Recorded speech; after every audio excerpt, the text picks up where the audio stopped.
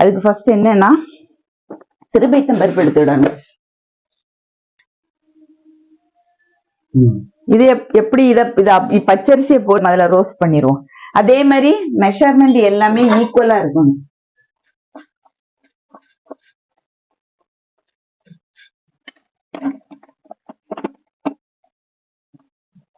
பருப்பு பொடிக்காண்டா, ஆனா நம்ம வறுக்கணும்.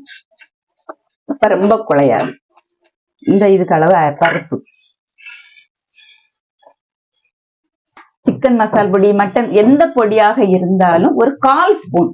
ஏன்னா இதுகளுக்கு உளுந்தம்பருப்பு போட்டு நம்ம தாளிப்போம்னு சொல்லலாம். வெறும் கடுகும் வத்தல் மிளகு போட்டு தாளிச்சிட்டு தண்ணி வச்சு இறக்கிற வேண்டியதான்.